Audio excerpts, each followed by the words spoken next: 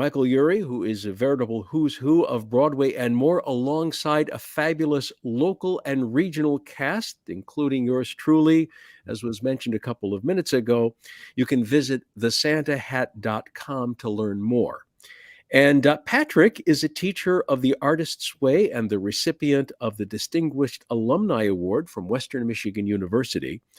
And Teresa's script for her one-woman show won Best Script at the United Solo Fest in New York City. And Patrick and Teresa met in theater at Grand Rapids Junior College, now it's Grand Rapids Community College, and are currently producing a documentary on theater in Grand Rapids. So sounds like you two have been busy. Yes, a little bit. And we're talking to Patrick in Douglas, Michigan, and Teresa in Los Angeles, California. Correct. So And Fred, you are in? I am in Grand Rapids, Michigan. Yes. Yeah. Yep. I know sometimes I am in LA. As a matter of fact, I am looking at the apartment behind Teresa and realizing how much I miss it. Oh, Move a little bit out of the way, Teresa, so I can see more of the apartment. Nice. No, I'm kidding. Nice. The new rug. You haven't seen the rug in person. It looks great. Yeah, I'm sure. So, following precedent, you always ask people when did the bug bite and what was happening when the bug bit? What made you decide that you wanted to be in the creative arts? Patrick, so I don't pretend to show any favoritism. We'll start with you. Well, it has to be third grade, being in the high school production of a chorus line. Go be high school. Tits and No, it was Carousel, and I was one of the children, the snow brats, as they called us. And I remember so vividly walking on stage for the first time in front of an audience. So, you did the rehearsals and everything. And back then you didn't have like a dress rehearsal with an audience or anything. And I will never forget walking on stage and hearing that audience laughing and applauding. And I literally felt butterflies in my stomach and just like, oh, what the heck is this? I want to do this. And so I was bitten early on, and then wrote plays and did things in the backyard, and then was in high school productions all through high school. And so that's it. I remember watching TV and going, I want to do that, watching Little House on the Prairie and the Waltons, going, oh, those are young people, and how did they get there, having no clue how to do it. And just one thing after another led me to pursue it. So that's it in a nutshell. I'm curious, when you went on stage and you heard the laughter and the applause, did it really juice you to do a good job? And were you happy with that job? You didn't flub your lines. It didn't throw you that much. Well, I didn't have lines. All I had to do is walk with my nose up in the air like a little snot. And but what I remember was being terrified, actually. I was excited, like into the woods, excited and scared at the same time. Wow, that's very fun. I have kind of sort of the same memory. I think I shared that with you folks sometime last year when I was on the other end of the grill. So Teresa, how about you? What was that first magic moment? Well, I think I probably have shared this before, but I think it was when I got to play Betsy Ross in third grade, maybe, or fourth grade. I think it was the mayor, the Pied Piper, the mayor in that in fifth grade. So yeah, it was Betsy Ross on stage at Ottawa Hills. It was Ottawa Hills High School's auditorium because my little Catholic school had the cafetorium was too small. And I got to say, hey, Benjamin, yoo-hoo. And I got to wave. So I played a whore. I was thinking saucy wench. Yeah, wow. Saucy wench. I was a saucy wench, Betsy Ross, in my Catholic grade school. And Flirting with Benjamin Franklin. flirting with Benjamin Franklin, who was played by Tom McCormick, if memory serves correctly. Fully costumed with, I remember I had a little, one of those nightcappy or whatever, those little caps that the ladies wear. And it got huge laughter. You know, I don't know how many people were there, but it felt like 3,000 people to me. And I want to make people laugh the rest of my life. Like and it's amazing, as we're just kind of talking about this right now. I had so much confidence in that moment. Like I owned that stage I was like, oh yeah, I was funny. I can make people laugh. And I used to make people laugh in the nursing home and stuff like that and do impressions of old people. And then that all went away. All that confidence, it just kind of disappeared for about 40 years. Really? 40 years. Come on. It comes and goes. The confidence comes and goes. What's this about nursing homes? It's I know. She mocked old people. I mocked old people. I used to do impressions of the old people in the nursing home. My grandfather lived in a nursing home, and my mom used to always go, do the old people. She used to make okay. I'm sorry. I thought you were saying that you entertained the residents at nursing homes by mocking them. I know. That's the way it sounded. No, I just did impressions of old dying people. Oh, Darius just showed up. Hi, Darius. You inspire us. We're talking theater tonight, Darius. Yay. Darius was a great guest on Fubble Time. Yes. So that was my passion. Okay. So have you ever shared with the Fubble Time family before how you met? I would like a little bit of that background, and the very first time you collaborated, even if it was at a play at JC, whatever got the two of you working on the same project together. What was that? And wait, just occurred to me. If this was the Newlywed Game, would both of you say the same thing in terms of like, what was your first project? I think I know what the first project. I think I know what the first project is. Well, we're not going to have you seclude and write something on a piece of paper, so we'll do the honors. I had a line in it that said, "What y'all clobbered up for?" Sarah Morgan Evans. Is that what it is? You know what? It's funny to me. I think that was it. That was absolutely it. I almost said what I did last summer. We both worked backstage, but it was The Corn is Green. That was the next fall, and neither of us got cast. Because for Morgan Evans, we had to do a Welsh accent. Wow, that's a tough one. Yeah, and I mean, nobody really probably ever did it, but you know, I keep. And weren't you a Welsh woman in the 1800s with braces still? Didn't you? Yes, of course. I was The Corn is Green, and my father on stage was legally blind, so I had to carry him. I had to lead him out on stage. Like he had to hold my arm so I could. It was an amazing show. It was actually. It was a good show. The actors were really good in it. Yeah. Roseanne Steffens was in it. She was fabulous. Pegeen Jeffchak. Yeah, Pegeen and Chris Otto and Martha Dix. We're going to go down memory lane. My neighbor is friends with Martha Dix. So oh my God. That's great. Okay. So people are watching. So anyway, so that was the first time we worked together. Okay. So, and back up then to the meeting. I had a crush on Patrick. At college. Yeah. Was it Corn is Green? It was Corn is Green. Yeah. I remember the auditions and what you were wearing. You were wearing a Led Zeppelin. Phil Collins t-shirt, and she had curly hair, and I totally remember her auditioning, and we became friends pretty quick after that. Yeah, chatting, but still I was like, oh, he's cute. And then didn't you ask about me or something? You asked Janet Simpson. I kind of tried to pretend back then. Back when Patrick we are Will and Grace, Kevin, for sure. I'm even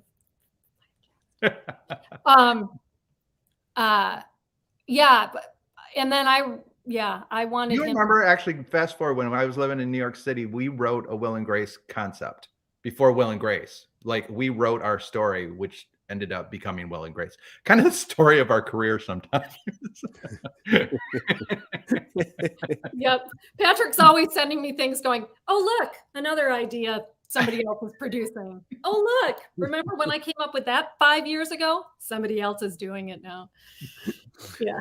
So yeah, Oh, so that's when we first met, and then we teched. We were working on another show at Grand Rapids Junior College, which became CC, and started hanging out. And then we were theater assistants. We both applied for the theater assistant job, and we both became theater assistants. And that's when we got really close. So and that's when I begged him not to tell me he was gay. So I was going to, like, I had come out to one person, Fred Stella, and so I was going to come out to my other trusted friend that I was really getting to know, and I said, I have to tell you something, and she said, whatever you tell me, please don't tell me you're gay. I went, no, I'm gaining weight. I went back into the closet from her. He did. Everybody else found out before me, and I was like, I'm your best friend. And he's like, but you told me you didn't want me to be gay. And I'm like, well, I wasn't like entirely serious. I just had a crush on you, so I didn't want you to be gay. Good friend. Good friend. So then fast forward, tell us about your first professional association together, which I think, I'm going to guess, was the Children's Museum. Am I right? Come on over, the children's show. Yeah. Yeah. Yep. Talk Yeah, about I was working on that show with yes. Yeah, I'm gaining weight. You had a whole bunch of them, didn't you? I'm gay. I'm a homeowner. I'm a homeowner. Yeah, we were doing Come On Over, which Joel Skuntanis had asked me about, and I reached out to Patrick and was like, hey, can you help me on this? And he perfectly condescending said, that's adorable. You and your little show. I kind of did. You kind of did. You were like, oh, isn't that cute? I was living in California. She was like, hey, this guy approached me and he's got an idea for a kid show. And I was like, well, that's good. You and your local kid show, you go. And then she asked me to read the scripts. And she was like, no, I think this is really good. And I read the scripts and I was like, Teresa, this is really good. And so I had a meeting at the Cottage Bar. God bless the Cottage Bar, please. We sat down, and out of the meeting, Joel said, could you be my manager, my producer, and my agent? And I went, I could be your producer, not your agent or manager. And then Teresa and I had to come together and go, okay, we're best friends. Are we going to work together? Because you've heard horror stories. And we said, bottom line is, if friendship is in trouble in any way, we would walk away from the work and save the friendship. And she was my boss. So you could relate to that, Fred. Oh, yeah. That's how I remember. How about you, T? I just remember, I remember, and I remember it was difficult. I mean, that was really interesting time. It was challenging on the friendship, but we would constantly come together, and we would remind ourselves that we were friends. So yeah, I mean, it was an exciting time, and it was an incredibly challenging time. Yeah, it was really exciting. I mean, Teresa had a lot on her shoulders with running the Children's Museum and executive producing a brand new children's TV show, raising $500,000 for a children's museum and $2 million for a TV show, and living with a dying father. Yeah. What? Well, dying mother. I thought you were referencing me. No. My dad just constantly driving the van. But it was wonderful. And I agree. And I will say this, that, people should know that there was a relationship between Come On Over and the Children's Museum, right? Yes. It was a part owner yes. the Yep. TV show. And you were in the beginning both executive producer and executive director Right. Mhm. of the museum, and then you decided you made a really hard choice, and you left your position as executive director of the museum proper and took over full-time as Right. executive producer. Yeah. And I will say this, if there were, I'm sure that there were tensions, I'm sure that there were squabbles, of course there were, but I never remember anything that made me think, oh boy, are Teresa and Patrick going to break up? I No. never, not once. Not once. No. No. We're Um, in it. We're in it. We bug the heck out of each other at times, but she bugs me more. But you know, it's Yay, Darius was on coming over. yes. Yeah, it was an amazing time. And from there, we ended up producing another children's TV show for NBC Universal Sprout. We produced their very first original program with how many children and how many days and how many over was 100 children, 100 different locations, 20 26 days, something like that. 23 26 episodes in 23 days or something, some ridiculous. And- Yeah. it was, now there, I do remember a lot of stress. yeah. But There- not between us. Stress. No, not between the two of you, but the project caused a tremendous amount of stress. Yeah. Yeah, that is, I think that one of the times where I would come home and Teresa would be in the fetal position in the middle of the kitchen floor. Yeah. Well, I've done that a lot in my I haven't been on the kitchen floor here yet, so that's good. Rebecca Donald says even the Beatles squabbled. It absolutely pained me to come in and see her like that, Patrick, because I had to like step over her to get to the refrigerator. Exactly. To get to your bread for your meal. Yeah. Yes, exactly. Tell us a bit about your latest project. You have really, I think, quite a plum assignment. I'm really excited for both of you, and I think somewhere down the line there's a part for me in this. That's what I was promised in the heat of passion.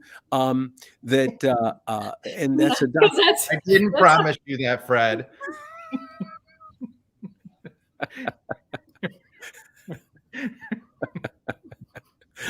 I walked right into that one. Yes, you did. Anyway, tell us about the documentary. How was that conceived, and how did you get to where you are now with it? How was it conceived, Teresa? I want to hear what you have to say. You know what? I honestly don't remember. I remember sitting probably at bistro or at a bar someplace, having drinks or eating a meal in which I'm sure you came up with it and said we should do a documentary, because it's usually the way it works. We should do a documentary. I remember sitting down and writing out the whole opening, and we envisioned it, and we did, which is not anything we're doing. Although I think maybe we're kind of getting back. Going back to 5 years later. 5 years later, we're doing what we started. I kind of remember that, and of course, then probably the next line was, "How much is it going to cost?" And then I probably went into stress mode, but because that's typically our modus operandi. What it doesn't matter. I've lived through that before. Yes. Once or twice. Yeah. What is your memory of it? My memory is similar, but what I remember is sending you an email and you being like, what? And then, okay, yes. And then us going and having the drink at bistro and talking it through. I was thinking about it today. It's a huge, huge project. And, of course, I think about Lucy and Desi, a home movie that Lucy Arnaz and Desi Arnaz Jr. and her husband, Larry Luckenbill, produced, which was a documentary. That took them over 3 years with full funding, making it their full-time gig. This is our not full-time gig. And this is, us still raising money for it. But I feel really great of what we've accomplished and the amount of footage we've gotten. Now we're putting all the pieces together, which we have a 3-hour documentary right now. And we don't even have all the editing in it yet. So we've probably got a 4-hour documentary that we have to cut down to 2 hours. So, and we still have to do some more interviews. So, but that was good because we actually looked at it and realized where the gaps are. And we're working with Todd Lewis, who's fantastic. I mean, really, his passion for this project is also where we are in making this happen. Yeah. And we've had some generous donations, generous people. Fred Stella has been a wonderful supporter. Early on was the Grand Rapids Community Foundation. Early on. You're going to get in trouble if you start listing everybody. Go to theaterdocumentary.com to learn to see our thank yous. And we'll take more donations. Yes. So like Patrick said, it's a labor of love. I feel like we're making progress on it. It feels like steady progress. Like he said, we've identified our gaps. We've got a few more people to interview. But we're capturing a 95-year history, 100-year history of theater in West Michigan. And I mean, it is cumbersome. I just sent Todd and Patrick a documentary link on the life of Kurt Vonnegut. Somebody just did a Kurt Vonnegut documentary, and he said it took him 40 years. So I said to Patrick and Todd, let's stop. I'm going to stop kicking myself. Yeah. But it's like what Patrick said. It's we have dollars, and we need those dollars to pay, tech people and sound people and Todd, and I mean, it gets hard to do it. So not an excuse, just the realities. Someone might hear of this. Maybe they're hearing about it right now for the first time.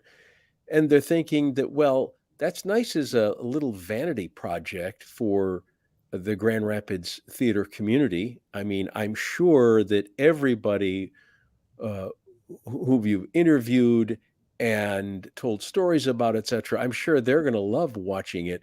But who's your main audience? Who's going to make this successful in terms of viewership if it's only about little old Grand Rapids? Well, funny you should say that. We have this conversation on the daily, and we just spent another half hour talking about it the other day as we kind of looked at the edit.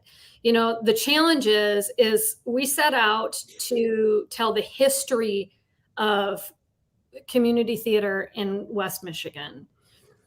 And so in part, that's what we're doing. But what we also know as storytellers, that the more, when we wrote our sitcom about our families, the more truth you tell, the more it can resonate with other people. So the more authentic, truthful moments we get, like, for example, I'm going to share this again. Kalen Skidmore said, what was that quote that he said the other day that I was so excited about? Oh God, now I'm not going to remember it. Basically, if he didn't have the experience that he had, he would have never done theater, and then how it enriches his life outside. That's what he said. He said, I'm a more interesting person today because I did theater. And I think that for me, that's a global comment. That is something that will resonate with every community theater person, or hopefully every community theater person, or most of them. Can you hear the dogs next door? No. Good. So that's what we're trying to do. And that's part of the challenge, is constantly trying to walk that tightrope, or the fine line between historical facts and information and dramatic exposition, and make it interesting. And, that's Todd's constantly drilling. Is it interesting enough? Is that funny enough? How do you make it dramatic? Todd's like, it's okay if you get emotional. Get emotional.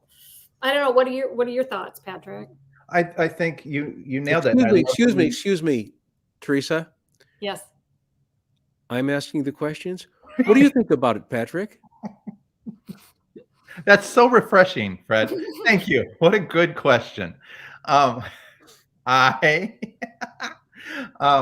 I love what you just said about it, how in our sitcom, I Got a Life in Kalamazoo, it was our stories, your family, our friendship, but it was truth telling and it was relatable to so many people. And I feel the same way about this. Now, who knows if, somebody that is into football is going to like the Grand Rapids Community Theater documentary, right? But I do feel like there are how many community theaters in the country alone, in America alone?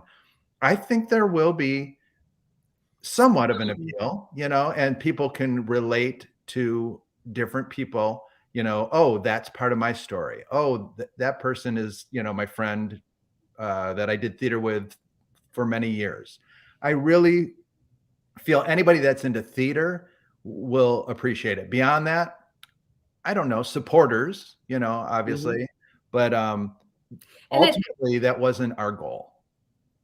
And Our goal was, yeah, which is why we did it as a nonprofit, partnered with a nonprofit who that partnership doesn't exist anymore because we did it for a finite period of time, but that's how the funding was raised through this. And I think I was just going to say something else. I should have done this. You were just saying, what were you just saying, Patrick? around it being appealing to football players. One of the things that Rodney Vaccaro said, which I thought was interesting too, is there are types in theater. And we just did this whole section on Norma Brink.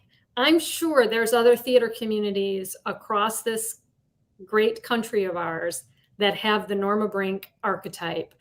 You know what I mean? So I think the grand dame of the grand the dame theater of community. theater. Yes. Yeah. Yeah. So and We used the to take wise young people in her van, her bus. no, her car. No, She her would car. she would take them on tours of the theater. It was so interesting.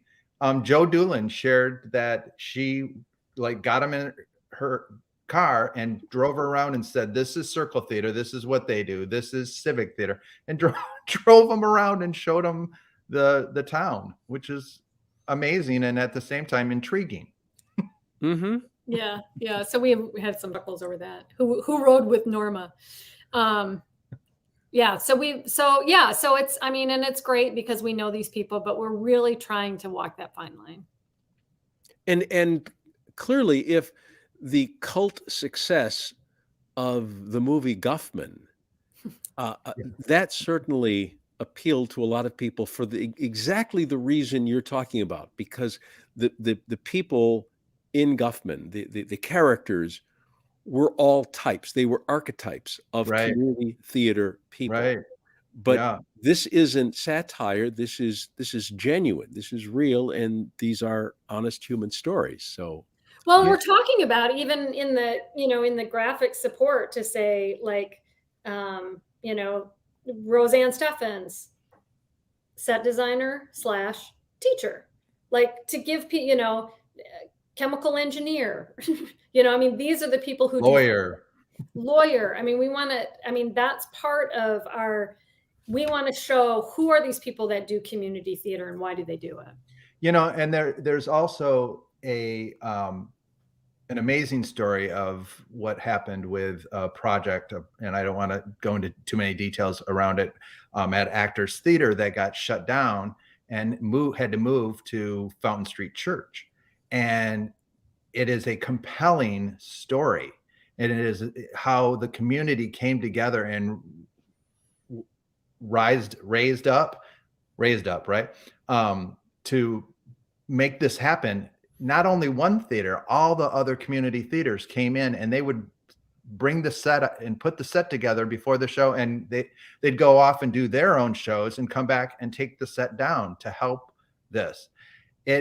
Anybody that is in any form of working together and how communities can help each other, that is a really interesting story, and that plays throughout the whole documentary. It does. And we also try to get at the dysfunction too. Yeah. Which, we've got a few people who are pretty honest, but I mean, there's a lot of dysfunction in the theater community too. So we're trying to show that, but we're also not out to do, gotcha journalism or anything like that. Yeah. So Yeah. trying to find the right balance again. Well, you've got us sitting on the edge of our seats, just waiting. So hurry up. And yes, I think in the heat of passion, your role still does come into play, and we just haven't gotten to that yet. And once we do, it'll be wonderful. That's okay. Well, according to my watch, we're a little bit over the normal time, so I will gladly cede my authority back to my wife and Patrick. If you have any closing comments. I just have one thing that I want to share. A couple of things real quick. One of my favorite theatrical experiences is doing improv with Teresa Tomei. I have been extremely blessed with that improv group, but to be on stage with her and be her arms especially has been one of my most favorite things I've had the chance to do. And for the people out there, Fred Stella is such a huge supporter of Fubble Entertainment on so many levels. And I am so grateful. And I'm going to take a drink of water because I'm going to tear up. So thank you to both of you. I love you both so much. Well, back at you, sir. Back at you. It's been a wild ride so far. I got nothing.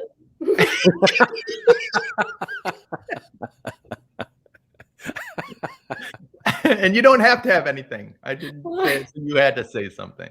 If we're talking about experiences together, yes, I have. I mean, Patrick pushes me for sure. I would not be sitting in an apartment in Los Angeles by myself, having traveled here to do a one-woman show 6 years ago. I wouldn't be here if Patrick Ziegler hadn't said, hey, I want to do this kids show with you. Hey, why don't we start our own company? Hey, let's do this. And so for me, the full circle that's interesting about that is, because I have to share this story. I remember when I was at JC and we were theater assistants, and this kid calls me up and he's like, hey, I've got to do some scene work. So I was thinking of doing a scene from this play, and he started to read the play to me, and I sat back and I went, you wrote that, didn't you? He was trying to pass it off as a script, a produced script. And it was really sweet, but really just sweet. And now she's my writing partner. So what is that we're writing partners now, that the kid who wrote that play. Did you just kind of pull the script from him saying, it needs some punching up? Let me take a look at this. No, it's very sweet. Very sweet. So I would say that Patrick pushing me, kicking and screaming sometimes is just a good thing. So I get that. I get that. And I'm glad that he does. Yeah. Thanks, Fred. Okay, all. Well, you can say your goodbyes and whatever you do to get out of this. All right. Thank you, Fred, for being. Don't leave, Fred. You stay in the green room. Don't leave. Okay. Bye. How fun. That was fun. It was fun to share the story of the documentary. So that's what we wanted to do tonight. We wanted really to talk about the documentary, to get you guys excited about it, or at least know that we're still potential spam. Oh, gee. From Minneapolis. To let you know theater, because this whole month is theater, and so we have some good guests lined up for the rest of the month, and then we go into December. Crazy. And we're lining that up too. But it was fun to talk theater, and it will be more fun the rest of the month when we have other guests talking about their experience. Yeah, it's great. So thank you to Fred Stella. He did a fabulous job. Thank you to our viewers. Thank you for tuning in and being with us. And we look forward to next week. Sounds good. So as we say, gotta go. Bye, everybody. Have a good Bye-bye. night or good Thank you. day whenever you're watching this, actually.